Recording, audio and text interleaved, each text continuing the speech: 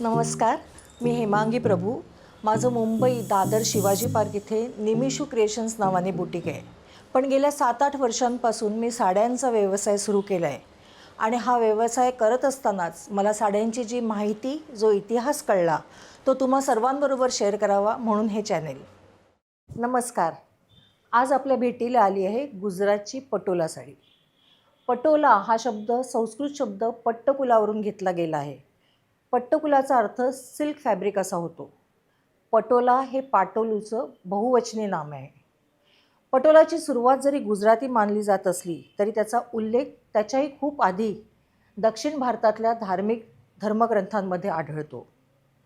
जवळपास 900 वर्षांपूर्वी सोळंकी राजवंशातील राजा कुमारपाल हा पटोला फॅब्रिकच्या इतका प्रेमात पडला होता की रोज सकाळी देवदर्शनासाठी मंदिरात जाताना तो नवीन पटोला वस्त्र नेसून जात असे. त्या काळी पटोला महाराष्ट्रातल्या जालना जिल्ह्यात तयार होई. असं म्हणतात की जालनाचा राजा हे पटोला वस्त्र प्रतिष्ठितांना भेट म्हणून देण्यासाठी करण्याआधी हे हाताने विणलेलं वस्त्र बेडशीट म्हणून वापरत असे. ही गोष्ट राजा कुमारपालच्या कानी गेल्यानंतर त्याने तातडीने महाराष्ट्रातल्या आणि कर्नाटकातल्या साळवी जमातीतल्या सुमारे 700 विणकरांना एकत्र केलं आणि गुजरातमधल्या पाटण येथे नेऊन पटोला वस्त्रनिर्मितीचा व्यवसाय सुरू करायला प्रोत्साहन दिलं. सोळंकी राजवट अस्तास जाण्याच्या आधीच या विणकरांना उमगलं होतं की गुजरातमध्ये पटोला साडी निर्मितीचा व्यवसाय हा भरभराटीचा व्यवसाय ठरेल. अजूनही साळवी जमातीतील कुटुंबांनी पटोला साडी निर्माण करण्याची परंपरा चालू ठेवली आहे आणि म्हणूनच साळवी जमातीतील लोकांनी तयार केलेली पटोला साडी हीच रिअल पटोला म्हणून ओळखली जाते. पटोला साडी टाईंग, डाईंग आणि विविंग तंत्रज्ञानाने तयार केली जाते. ही साडी खास आहे कारण ती दोन्ही बाजूने नेसता येऊ शकते.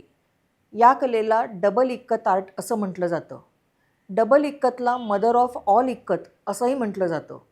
डबल इक्कतच्या धाग्यांची लांबी आणि रुंदी एकमेकांना क्रॉसमध्ये घेऊन विणली जाते. त्यामुळे साडीची सुलट आणि उलट बाजू ओळखणं कठीण जातं. या गुंतागुंतीच्या विणकामामुळे ही आर्ट भारत देशात प्रसिद्ध आहे आणि महागही आहे.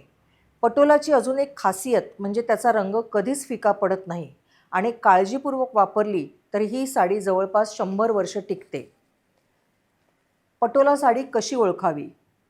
डबल इक्कत विविंग टेक्निक, उलट आणि सुलट बाजू तंतोतंत सारख्या असणं, कलर रिचनेस आणि सिल्कची क्वालिटी या गोष्टी ऑथेंटिक पटोला ओळखण्यासाठी उपयोगी पडतात. पटोला साडीची काळजी इतर सिल्क साड्यांप्रमाणेच घ्यायची आहे. पटोला साडी फारच थोड्या अवधीत स्त्रियांच्या सामाजिक स्तराची प्रतीक बनली. काही जमातींमध्ये शुभप्रसंगी फक्त पटोला साडीच नेसली जाते कारण पटोला फॅब्रिक हे वाईट नजरेपासून संरक्षण करतं असा समज आहे. ज्या साडीवर फुलं, पानं, ज्याला टोकरी नक्षी म्हणतात, ही नक्षी विणलेली असते, ती साडी नेसली तर प्रजननाला आशीर्वाद मिळतो असं म्हणतात. म्हणून गुजरातमध्ये नववधूला लग्नाच्या वेळी ही साडी नेसवतात. आजचा एपिसोड तुम्हाला आवडला असेल तर ही परंपरा इतरांपर्यंत पोहोचवा, लाईक आणि शेअर करा आणि माझं YouTube channel Nimishu by Hemangi subscribe करायला विसरू नका. परत भेटूया एका अद्भुत साडीच्या अद्भुत गोष्टीबरोबर. नमस्कार.